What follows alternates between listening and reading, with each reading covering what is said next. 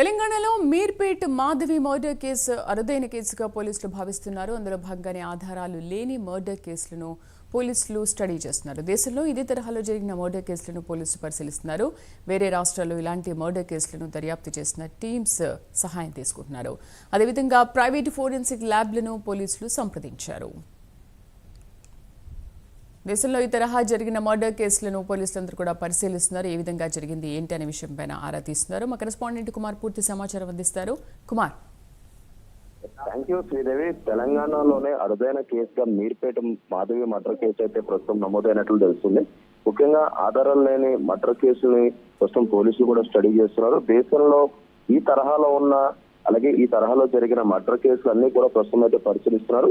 వేరే రాష్ట్రాల్లో ఇలాంటి మర్డర్ కేసులను ఏదైతే దర్యాప్తు చేసిన టీమ్స్ సాయం కూడా ప్రస్తుతం పోలీసులు అయితే తీసుకున్న పరిస్థితి ఉంది.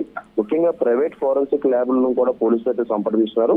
ఏదైతే మీర్పేట్ లోనే జరిగిన మాధవి మర్డర్ కు సంబంధించి ఇప్పటివరకు కూడా ఎటువంటి ఆధారాలు లభించలేదు. ముఖ్యంగా గురుమూర్తికి సంబంధించి ఏదైతే ఇప్పటికే పోలీసులు అదుపులోకి తీసుకుని అతన్ని విచారించిన నేపథ్యంలోనే పొంతనలేని సమాధానాలు అలాగే మర్డర్ ఏ రకంగా చేశారనేది అయితే 2-3 రకాలుగా సమాధానం ఇచ్చిన నేపథ్యంలో ఇటు పిల్లల స్టేట్మెంట్ కూడా రికార్డ్ చేశారు. అలాగే పిల్లల హెయిర్ శాంపుల్స్ తో పాటు ఇటు మాధవికి సంబంధించిన గ్యాస్ స్టవ్ దగ్గర దొరికిన సగం కాలిన వెంట్రుకలతోని DNA టెస్టులు కూడా ప్రస్తుతం అయితే పంపించడం జరిగింది. ఎందుకంటే ఈ కేసు ప్రస్తుతం తెలంగాణ రాష్ట్రంలోనే సంచలనం సృష్టించింది.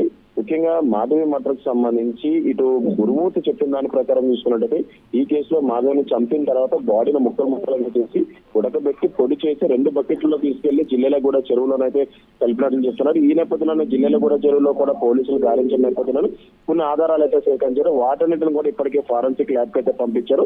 అలాగే మరొక పక్క ఈ కేసు ఇప్పుడు తెలంగాణలోనే అరుదైన కేసుగా నమోదైనట్లయితే తెలుస్తుంది. అలాగే మరొక పక్క ఇలాంటి కేసులు అంటే ఏదైతే ప్రూఫ్ లేని కేసులు ఏవైతే ఉన్నాయో వీటన్నిటికి సంబంధించి గతంలో ఇన్వెస్టిగేషన్ చేసిన పోలీసులు సాయం తీసుకున్నారు. అలాగే ప్రైవేట్ ల్యాబ్ కేసులకు సంబంధించి కూడా ఫారెన్సిక్ ఏదైతే దానికి సంబంధించి ఫారెన్సిక్ ల్యాబ్ కూడా ప్రస్తుతం పోలీసులు అయితే సంప్రదించే పరిస్థితి ఉంది శ్రీదేవి.